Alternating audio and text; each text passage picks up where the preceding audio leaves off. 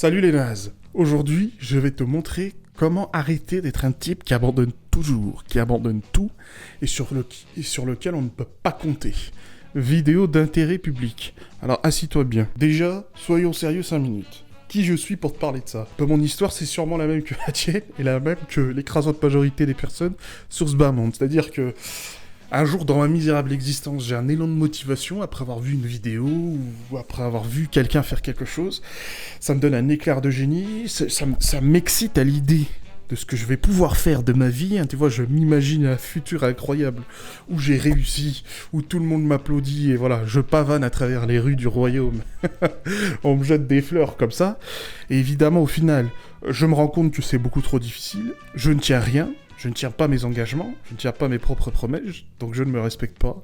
Je ne travaille pas, donc forcément, qu'est-ce qui se passe? J'échoue, et dépression, et tutti quanti. C'est sûrement la même histoire que la tienne, hein. C'est d'une banalité sans nom. Mais ça prouve quelque chose, c'est qu'à un moment donné, on est capable de mettre le petit coup d'accélérateur qu'il faut au début. C'est suivre qui continue. Et c'est suivre, c'est la constance qui nous manque. Et en fait, la constance, c'est l'ingrédient secret du succès. D'accord. C'est l'ingrédient secret de n'importe quelle réussite. Voilà, c'est la constance. Mieux vaut un petit chouïa tous les jours que beaucoup, énormément à un moment et rien après. D'accord? Tout le monde le sait, ça, malheureusement. Le petit chouïa tous les jours, c'est pas très glamour. Tu vois, l'éclair de génie, on s'imagine déjà c'est le spectacle. On s'imagine en train de faire des dingueries. On parle même de notre plan, hein, ce qui est un truc toxique à en mourir. Peut-être je ferai une autre vidéo qui tue mais littéralement toutes tes aspirations dans ce bas monde. Eh ben, ici, je vais t'apprendre à être constant. Mais on va pas faire ça tout seul, monsieur. Tu sais avec quoi on va faire ça? Avec la science. Évidemment, Jenna Ortega sur chaque diapositive. Bon, j'ai pris Google Slide parce que j'avais un peu la flemme. Alors ici, je vais te parler un peu de ce dont j'ai appris sur les internets. C'est qu'en neurosciences, fixer un but fait que tu as beaucoup plus de chances de réussir. Ici, notre but, c'est d'augmenter nos chances de réussir, on est d'accord.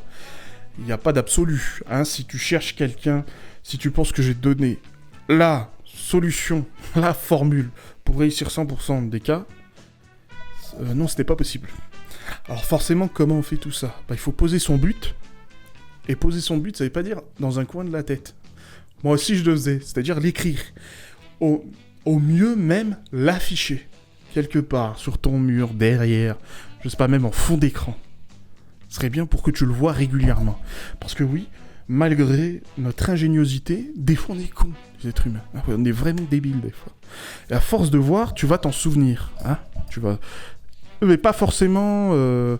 Voir peut-être une fois par jour, tu as tout le temps cet objectif qui revient. Il faut que l'objectif soit clair aussi, précis, mesurable. Ah, tu connais classique, qu'on puisse revenir dessus. Et sérieux, hein, fais pas l'idiot. Si tu veux commencer un sport que tu n'as jamais pratiqué, tu vas pas être un maître dès le lendemain, quoi. C'est pas possible. Sois un peu sérieux. Et même, je dirais même mieux, si t'as jamais travaillé de toute ta vie sérieusement avec ton objectif, c'est tous les jours travailler un petit peu. Si tu dis que tu vas faire 2 heures de travail tous les jours, c'est pas sérieux non plus. C'est pas réaliste. Ouais, je sais. On veut être un peu des machines, hein, je vois toutes les vidéos qui traînent. Mais parfois, il faut savoir négocier avec soi-même pour faire les choses. Alors, même si tu dois faire que 10 minutes par jour de travail, je sais pas, 20 minutes de travail focus, deep work, hein, t'es sur ton projet, tu bosses, c'est très bien déjà. Même si ça a l'air pathétique, d'accord? Même si ça a l'air pathétique, c'est très bien. Hein. Je veux pas... C'est comme ça qu'on fait les choses, parce que il faut voir d'où tu pars, pour te dire où est-ce que je veux aller. 2 heures, c'est pas réaliste. C'est pas réaliste. Pourquoi on fait ça? Pour avoir de la data, de l'information. T'as déjà dit, on est à l'ère de l'information, hein, c'est terminé. Hein. C'est plus le pétrole, hein, l'or de notre époque. C'est l'info, c'est la data. Plus tu fais les choses sérieusement, de manière constante, plus tu vas avoir de l'information. Savoir qu'est-ce qui marche pas. Et ça, c'est inestimable, ça. C'est incroyable. Prenons un exemple avec la vente. Tu vas apprendre quelque chose. Tu vas apprendre à, je sais pas, être un bon vendeur. Ton but, ça va pas être de conclure une vente. Ton but, ça peut pas être de conclure une vente. C'est pas sérieux, d'accord? Ton but, peut-être, ça va être un peu de prospection. C'est-à-dire que t'es commercial. Tu vas prospecter. Ça sera, je sais pas, faire tel nombre d'appels chaque jour. 10 appels par jour, si tu veux. D'accord? À travers ça, dès que t'as atteint ça, tu peux te mettre un autre objectif du style savoir mieux trier mes prospects. Hein. Savoir prendre la température, voir qui peut être des potentiels clients et qui te font perdre du temps, quoi. Ça, c'est un bon objectif, surtout dans cet exemple, parce que c'est le feu de dire non à des gens. Faut dire les choses comme elles sont, surtout à des prospects, à des gens qui te font perdre du temps. Et je te le dis par expérience, des fois, c'est bien d'envoyer les gens chier. Leur dire, va jouer là-bas, j'ai pas le temps. Et ça fait très bizarre pour une personne de se dire, putain, ce vendeur, il veut pas me vendre quelque chose. Donc, raison de plus. Mais même malgré tout ça, t'es un être humain. À un moment donné, tu vas être dans la tourmente, dans la douleur. Ne te demande jamais, est-ce que ça va arriver? Est-ce que je vais être dans la difficulté? Mais plutôt, qu'est-ce que tu vas faire quand tu vas être dans la difficulté? Et oui, monsieur. Moi, ça m'arrive. Ce genre, la difficulté de ça, c'est que tu vas le vivre tout seul. Parce que c'est tes projets, ils te tiennent à cœur. Hein, et les autres, peut-être, vont même pas comprendre de quoi tu parles. Et les autres, hein, ça peut être ton entourage proche. Ta famille, tes amis, ta copine, ton copain, n'importe qui. Donc à un moment donné, le bateau, il va tanguer. Mais il faut faire en sorte de ne pas tomber à l'eau. On s'en fiche si c'est pas glamour, si c'est pas classe. Il faut juste pas tomber à l'eau. Et moi, j'avais une idée, c'est l'idée de la visualisation.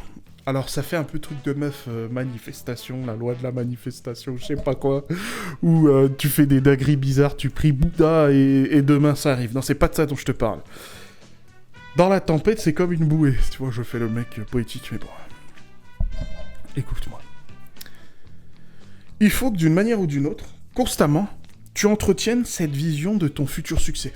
Pour que ton futur succès, il devienne inéluctable. Hein. Et forcément, si tu arrives à te convaincre que ton succès il est inéluctable, je veux dire, tu vas pas abandonner, puisque c'est juste à côté, tu vois, c'est inéluctable. Ben là, c'est pareil. Comment faire ça? On peut le faire de plusieurs manières. Moi, je garde des images de choses qui m'intéressent dans la vie. Par exemple, quand je serai riche, grâce à YouTube, j'aurai telle voiture, telle maison, telle chose. Là, c'est à ton choix, c'est à personnaliser, donc tu peux mettre n'importe quoi. Mais même des dingueries. Quel genre de meuf, quel genre, tu vois, n'importe quoi, mais tout. Il faut qu'il y ait tout. Et ensuite, chaque matin, j'essaie de me poser une minute, je ferme les yeux, je visualise ma vie. Qu'est-ce que je ressentirais si cette vie-là, elle est en face de moi? Si le succès, qui est inéluctable maintenant, quand le succès arrivera, qu'est-ce que je vais faire? Parce qu'en fait, nous, on veut faire un truc assez machiavélique, moi j'ai adoré. Comme la difficulté est sûre d'arriver, puisque c'est ça la vie. Il faut que toi aussi, à travers ce processus, tu vas te convaincre, et je te jure que c'est possible. Même si je te dis ça maintenant, tu vas dire, bah maintenant que je le sais, je vais pas pouvoir me convaincre. C'est pas une question de logique, de rationalité, c'est une question d'émotion. L'être humain est un être émotionnel d'abord. C'est comme ça qu'on réagit. Maintenant, tu te poses et t'imagines ton succès. Ça ressemblerait à quoi dans ton esprit, oui, mais surtout, qu'est-ce que tu ressentirais? Qu'est-ce que tu ferais? Comment les autres y réagiraient? Où est-ce que tu vas voyager? Des dingueries comme ça, tu vois? En faisant ça, tu court-circuites le circuit de la difficulté, qui, elle, est inéluctable, donc ça peut paraître très dépressif, mais ton succès le devient aussi à travers ça. Hein, ça peut paraître bizarre, mais tu vois, les femmes ont parfois raison. Les femmes ont parfois raison. Et là, c'est le cas. Et même si tu dois faire un image board comme sur Tumblr, fais-le. C'est important. Pas parce que je vais t'expliquer pourquoi tu arrêtes les choses que tu commences. Parce qu'il n'y a plus d'excitation. D'accord, il n'y a plus d'excitation, tu rentres dans la monotonie. Avant de commencer à bosser sur ces choses, tu réfléchis. Oh purée, si je fais, je sais pas, trader, ça serait quand même la classe. Parce que j'ai vu ce film là avec Gordon Gekko, là, Wall Street. Oh là là, c'était une dinguerie, putain. Tu vois, c'est l'excitation. Même si le travail c'est pas du tout glamour, tu peux quand même y rajouter de l'excitation, d'accord? Moi par exemple, quand je vois des gens commenter, d'accord? Ça, forcément, ça me fait réagir. Quand je me dis que je vais faire telle ou telle vidéo, les gens vont voir et ils vont bander. Ils vont se dire, oh putain, Yacine, c'est l'élu des dieux.